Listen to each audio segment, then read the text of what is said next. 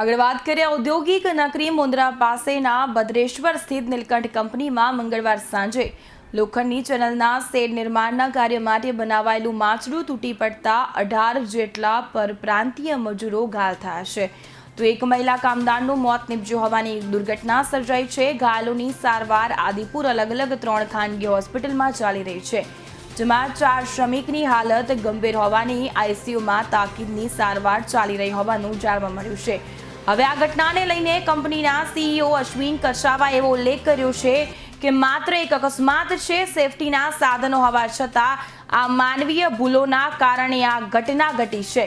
નાની ઉંમરના બાળકોને કામે રાખી કંપની જવાબદારીએથી રીતસર નિયમોનું ઉલાળ્યું કરી જવાબદારી લેવામાં ડાકપિછોડો કરી રહી હોય તેવું લાગી રહ્યું છે। જ્યારે આ દુર્ઘટનાને લઈને ગઈકાલે મુન્દ્રા મરીન પોલીસ સ્ટેશનમાં નીલકંઠ કોન્કાસ ટીએમટી સળિયા કંપની વડાલા સેફટી હેડ વિભાગના હેડ કંપનીના જનરલ મેનેજર તથા તપાસમાં નીકળે તે તમામ માણસો સામે ભારતીય ન્યાય સંહિતાની કલમો તળે ફરિયાદ દાખલ કરવામાં આવી છે।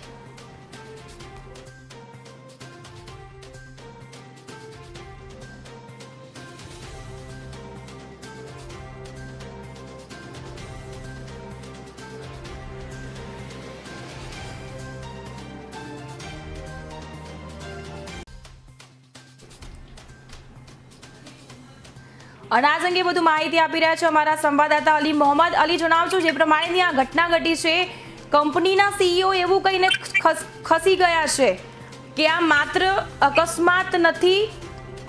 માત્ર ખાલી અકસ્માત નથી। જે પ્રમાણેના દ્રશ્યો સામે આવી રહ્યા છે કે નાના નાના બાળકો જ્યારે 18 જણ કામ કરી રહ્યા હતા અને તેઓની ભૂલના કારણે આ ઘટના ઘટવા પામી છે। જી, જેની આપણે જણાવી દઈએ કે મુન્દ્રાની વડાલાની જે Neelkanth Concast and private limited company છે તેને જવાબદાર અધિકારીઓની તાનાશાહી સામે આવી છે, જેમાં એક લેટર વાયરલ કરવામાં આવ્યો છે અને લેટરમાં એવી રીતે જણાવવામાં આવ્યું છે કે આ અકસ્માત નહીં પરંતુ મજદૂરોની ભૂલના કારણે આ અકસ્માત થયું છે તેવો કંપનીના અશ્વિનસિંહ કછાવા જે કંપનીના સીઈઓ છે તેઓ દ્વારા એક લેટર વાયરલ કરી અને જણાવવામાં આવી રહ્યું છે। અને બીજી તરફ જો વાત કરવામાં આવે તો એક વિડીયો પણ એક સામે આવ્યો છે, જેમાં એક બાળક કે જે 17 વર્ષનો છે તે કંપનીની અંદર કામ કરી રહ્યો હતો, તેમ છતાં પણ કંપની દ્વારા કોઈ પણ જાતના પગલા નથી લેવાયા અને સાથે સાથે જે કહી શકાય કે લેબર સેફટી વિભાગ છે તે પણ કચ્છમાં શોભાના ગાંઠિયા સમાન હોય તેવું પણ સામે આવ્યું છે। જી, જે પ્રમાણેના દ્રશ્યો સામે આવી રહ્યા છે, કંપનીએ એવું કહ્યું છે કે જે 18 જેટલા પરપ્રાંતીય મજૂરો કામ કરી રહ્યા હતા અને એક નાનો બાળક પણ જે કહેવાય કે 17 વર્ષનો વ્યક્તિ કામ કરી રહ્યો હતો અને માનવીના ભૂલના કારણે આ ઘટના ઘટવા પામી છે। લેબર જે સેફટી છે તેના બી દ્રશ્યો સામે નથી આવી રહ્યા।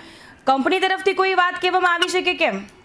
જી, ચોક્કસથી જણાવી દઈએ, કંપનીએ માત્ર અને માત્ર ઢાક પીછોડો કરતી હોય તેવું ક્યાંક ને ક્યાંક લાગી રહ્યું છે। સાથે સાથે પોલીસ હવે સતર્ક બની ચૂકી છે અને કંપનીના જે પણ અધિકારીઓ હોય કે જે પણ એનામાં નીકળશે, કોન્ટ્રાક્ટર હોય ચાહે તો મેનેજર હોય ચાહે તો કોઈ પણ એનામાં કસૂરવાર સાબિત થશે તો તેના સામે ભારતીય ન્યાય સંહિતાની કલમો તળે ફરિયાદ કરવામાં આવશે તેવું કંડલા મુન્દ્રા મરીન પોલીસ સ્ટેશનના જે પીએસઆઈ છે તેવું જણાવ્યું હતું। અને બીજી તરફ કંપનીએ પોતાના ઢાક પીછોડા માટે લેટર ખાલી વાયરલ કરી અને પોતાને બચાવવા માટે ક્યાંક ને ક્યાંક કોશિશ કરતી હોય તેવું પણ સામે આવી રહ્યું છે। અને લેબર સેફટીની જો વાત કરવામાં આવે તો લેબર સેફટી કચ્છમાં જાણે શૂન્ય હોય તેવું દેખાઈ રહ્યું છે। લેબર સેફટી વિભાગના અધિકારીઓ ઘરે એસી ચેમ્બરમાં હોય કે પછી ઘરે સૂતા હોય તેવું ક્યાંક ને ક્યાંક લાગી રહ્યું છે।